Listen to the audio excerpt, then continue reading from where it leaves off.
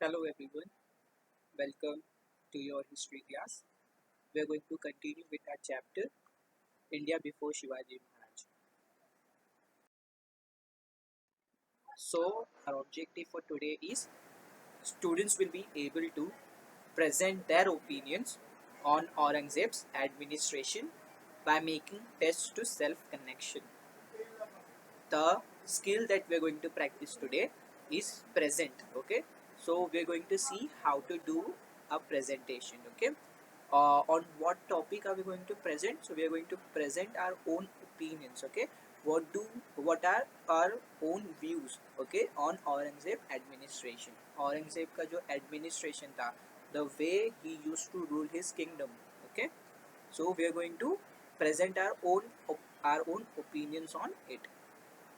And this is one RC, that is reading comprehension strategy, that we are going to use. Test to self connection. So I am going to read a test, and then we are going to try to make connection uh, with ourselves, and then present our own opinion. Okay, are two challenging questions that we are going to answer. How was the relationship of Aurangzeb with his contemporaries? Contemporaries का मतलब होता है people who were used to live with Aurangzeb. Okay, it will include kings. It will also include people who used to live in his own kingdom. Okay, so how was the relationship of Aurangzeb with his contemporaries? Was it good? Was it bad? uh, was it loyal, or the contempt, or there was the contempt, people were revolting against Aurangzeb? All these questions. Okay, do you think he would have been a better ruler if he had a peaceful relationship with his contemporaries? And give reason. So we will later figure out what does this question actually means. Okay, and we'll try to answer this by the end of this session. So before we start to present our own opinions on Aurangzeb administration, we first need to understand who was Aurangzeb. Okay, Aurangzeb became the emperor in 1658 CE. At this time, the Mughal Empire extended from Kashmir in the north up to Ahmednagar in the south. I have given you the map here. If you will see the line which is in orange color, that line shows the empire of Aurangzeb era. Okay, so he has actually extended the Mughal Empire till the orange line. So it starts from Kashmir, okay, which is in the north region of India, and up to Ahmednagar. If you will see at the bottom of the picture, Ahmednagar is written there, right? वहाँ पे orange line is given. So his region was from Kashmir in the north up to Ahmednagar in the south. That means he has captured the whole area in between, and from Kabul in the west. Kabul is actually in Afghanistan, from where the Mughal Empire, right, Babur came. We learned about Babur and his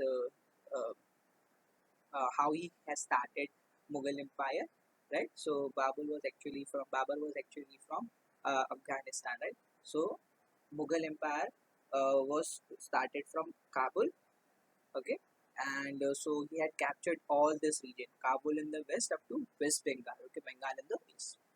So if you will see orange line जो है वो Bengal के side में भी है.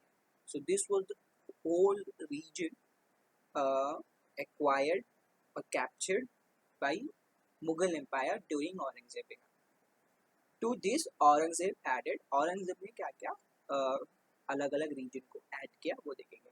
So he added Assam in the east, and the regions of Adil Shahi of Bijapur in the south, and Qutub Shahi of Golconda after he ended his kingdoms. So what he did, he ended Adil Shahi's kingdom in the south, and Qutub Shahi's kingdom in the region of Golconda, and he acquired all those lands. So in this way, Aurangzeb acquired major parts of India. Now we will learn about his administration after acquiring all these regions, how he used to rule those areas. Okay, how he used to operate in those areas. What was his administration look like? So he was a very strict ruler. Okay, he was a very strict ruler. वो जो भी rule करता था, he always used to you know uh, have a biased opinion with Muslims and non-Muslims. He gave advantages to Muslim people, and he gave disadvantages to non-Muslim people. So there was no equality during his region, during his era. Subdued independent Muslim kingdom in South India. Subdued means to make someone quiet. Okay, means to make someone unable to use his own powers. ठीक है, तो उसने क्या किया था, जो भी independent Muslim rulers थे साउथ इंडिया में, साउथ साइड में, साउथ रीजन इंडिया में, उन लोगों को चुप बैठा दिया था कि I am here in India and I am going to rule in this region, and you're not going to revolt against me. You're going to keep quiet, you're going to rule your own kingdoms, you're going to rule your own regions, but don't dare if you revolt against me. So he oppressed independent Muslim kingdoms in South India, and as well as like what I've just mentioned, that he was a very strict ruler, and there was non-equality. He was very unequal with Muslims and non-Muslims. So what he used to do to non-Muslim peoples, he imposed multiple taxes. Okay, so poll tax on non-Muslims. What he did, he imposed multiple taxes on non-Muslims, and there was unfair tax on peasants also. So peasants means people who have their own lands, and what they do on those lands, they farm. Farming के लिए वो land को use करते हैं, और animal husbandry के लिए वो लैंड को यूज करते हैं. So what he used to do, he imposed taxes on those people, that if you're growing farm, if you're growing food on your land, you have to pay me this percentage of tax. So in this way, there was unfair tax on peasants also. So this is how he used to operate his kingdom. Okay, he was a very strict ruler. He uh, oppressed independent Muslim kingdoms in South India, and he imposed multiple tax on non-Muslims and also unfair tax on peasants. Now let us see how was his relationship with two of the major kingdoms. Okay, one is Ahoms and another are Marathas. So Ahoms के साथ में कैसा उसका relation था और Marathas के साथ में कैसा उसका relation था, we'll figure it out. So these are the two pictures which I have taken from your note textbook. Conflict with the Ahom. Conflict means the relationship between Ahoms and Aurangzeb was not good. Okay, there was fighting between them. Conflict का मतलब होता है झगड़ना, argument होना, fight होना. In the 13th century CE, the people of the Shan community settled down in the valley of river Brahmaputra. They established their kingdom there. They were locally known as Ahom people.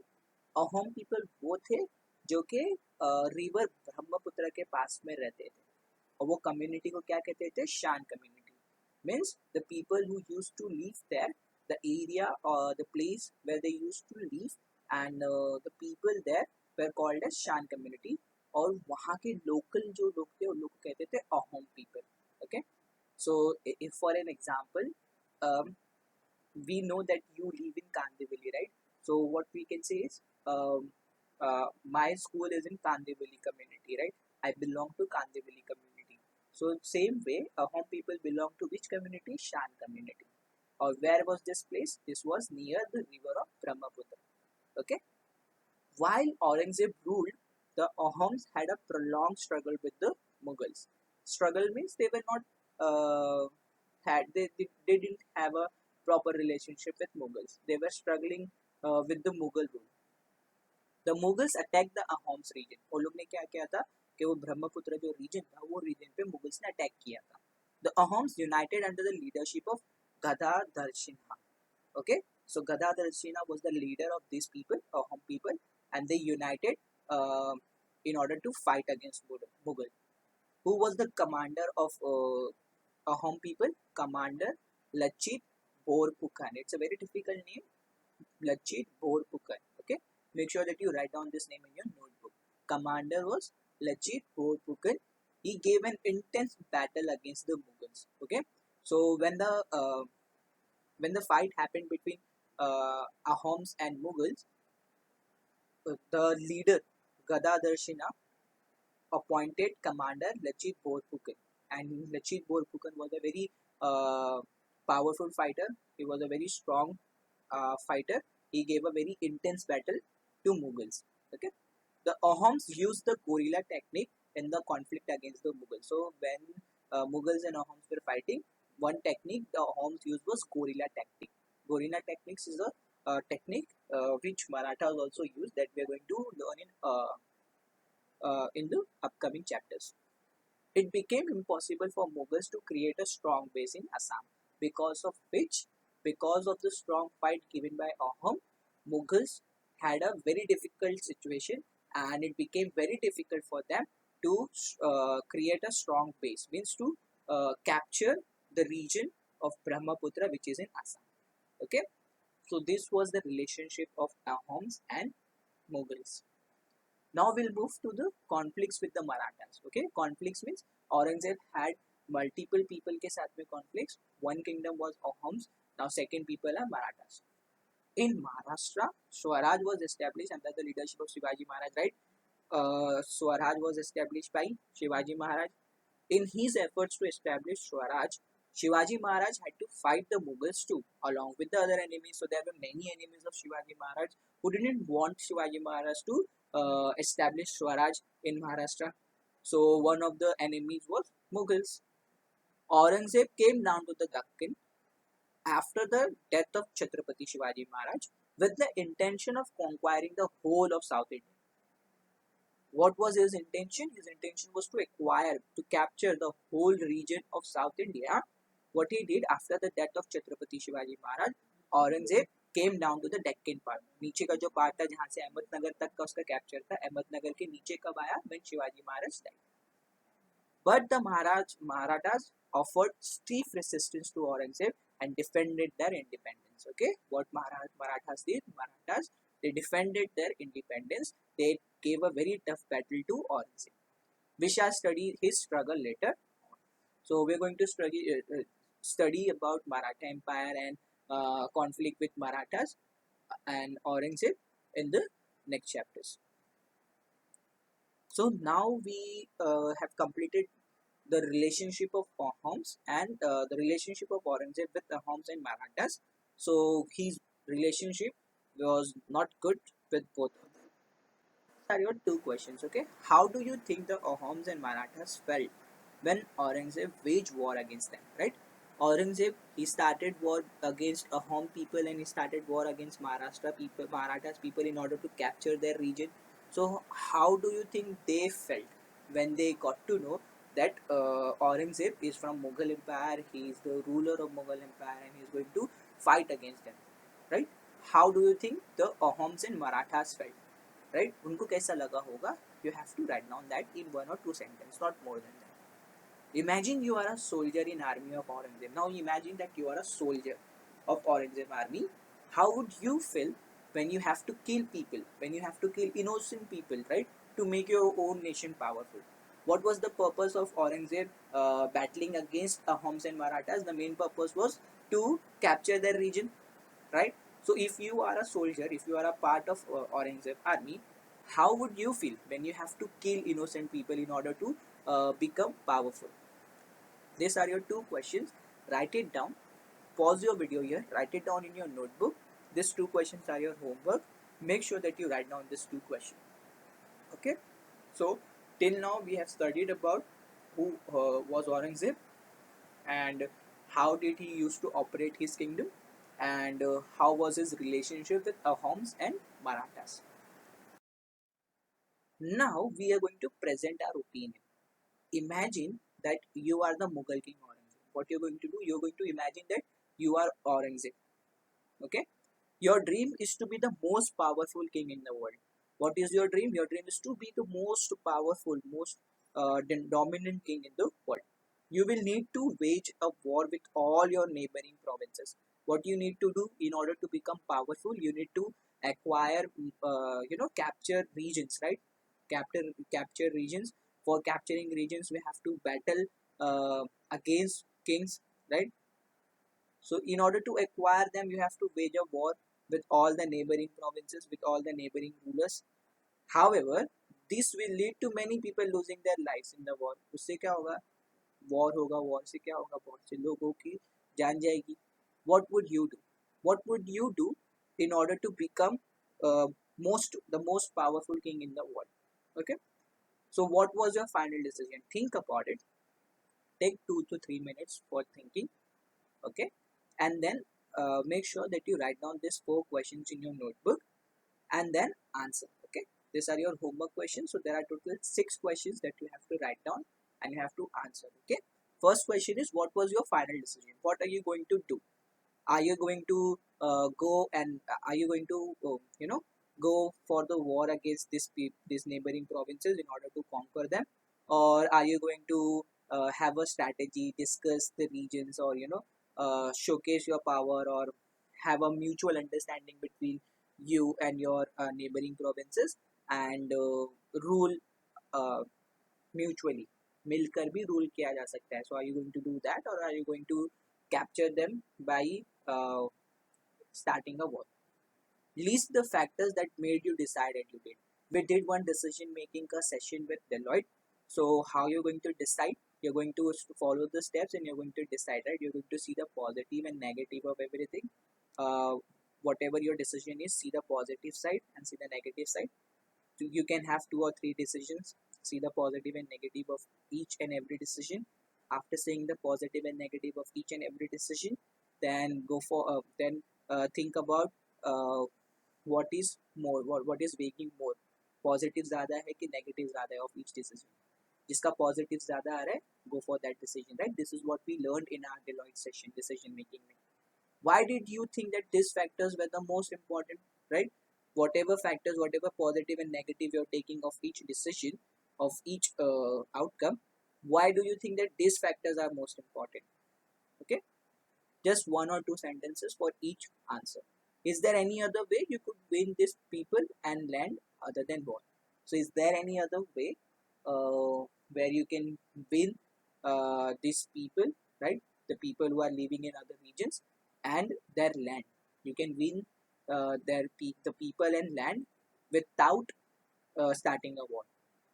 जंग किए बगैर आप कैसे land को capture कर सकते हो?